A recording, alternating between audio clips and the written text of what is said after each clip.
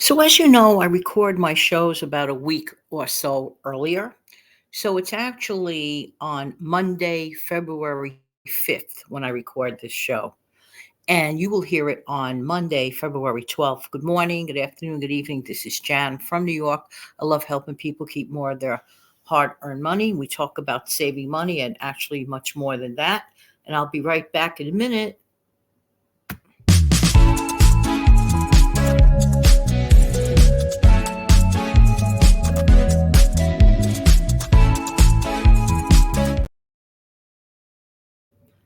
Good morning again. I just heard some kind of sort of earth shattering news. And if you think about it, 37 million people. Now, by the time you're hearing this, this will have been probably a sad memory. But 37 million people on the West Coast are anticipating a humongous storm, which will have flooding events occur. And it goes back to something we talk about every now and then, being prepared, being prepared for emergencies. Now, being prepared for anything is a decision. It's a decision that we make. Yeah, it's an active decision that we make. Now, last Monday, you may or may not recall, for those who didn't get to hear it, on last Monday's No Frills video, you might remember the thumbnail. And on the thumbnail, you see my picture, and then you see it says decisions, decisions. Then, in a very short video, because it is on the No Frills format, and those videos are less than 5 minutes and above 1 minute, where I get into talking about decisions that we make and how it may affect others. Now, I'm sitting here thinking of those 37 million people who are at risk of, potential, flooding and having to possibly in some areas evacuate or be prepared. How prepared are we for emergencies? That's what it boils down to. And that's why I asked the question in the title of this show, why bother to talk about it? Because some people hear, oh, another show about emergency preparedness. Well, you want to know something? Sometimes it takes a little extra reminding for some people, or some folks have, in fact, really never heard about being reminded. Now, some people will have to possibly evacuate that area. I don't know that.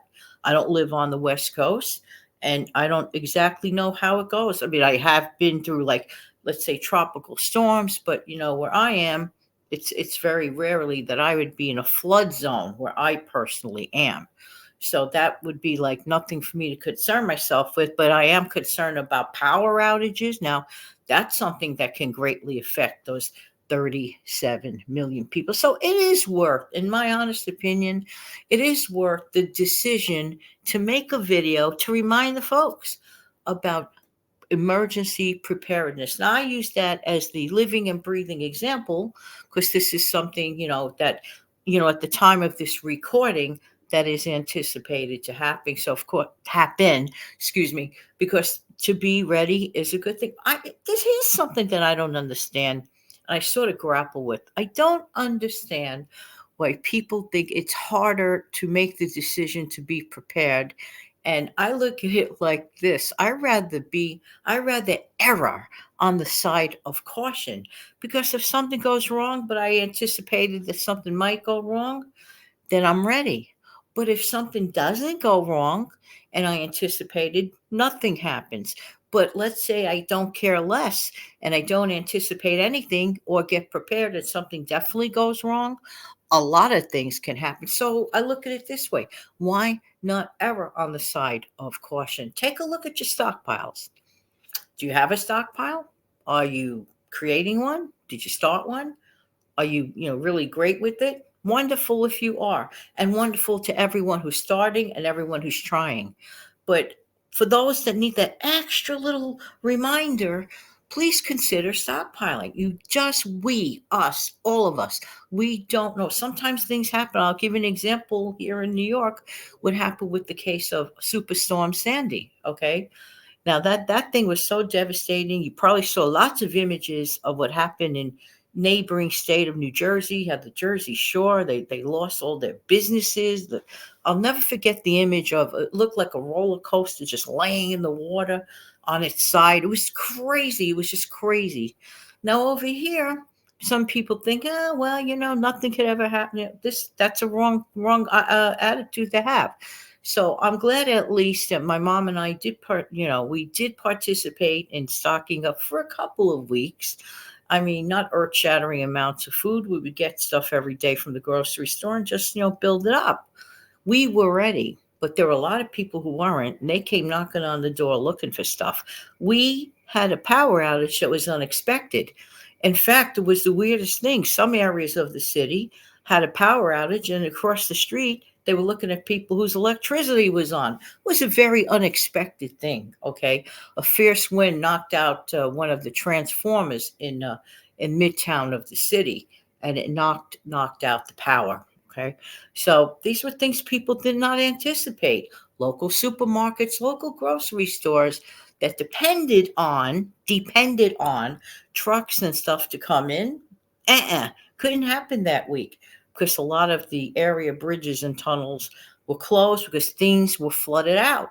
The local subway system was flooded out. You might remember images of water gushing down all over the place in the New York City subway system. Let's put it this way, at the very least, week number one, it was literally a washout for almost every single New Yorker. I remember the local grocery store, the one that my mom and I stocked up in, that place was closed for a good week. They had it, unfortunately, because the freezers were out, they had to discard the food. And I saw something really, really crazy. Couldn't even believe it. People were dumpster diving. Literally, they were dumpster diving for some of that old food that was really unsafe to eat. Like, let's say it was like maybe 5 or 6 days later that the supermarket, the grocery store threw away.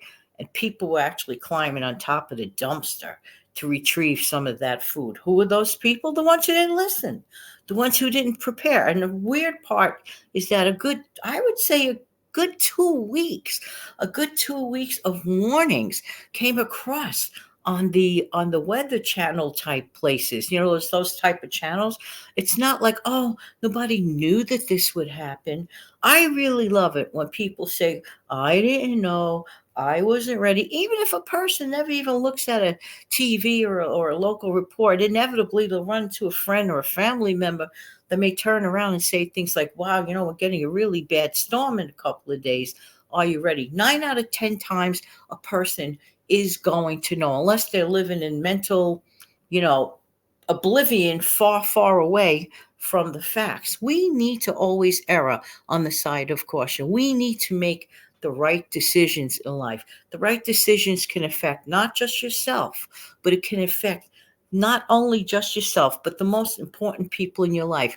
The right decisions or the wrong decisions can affect your entire family.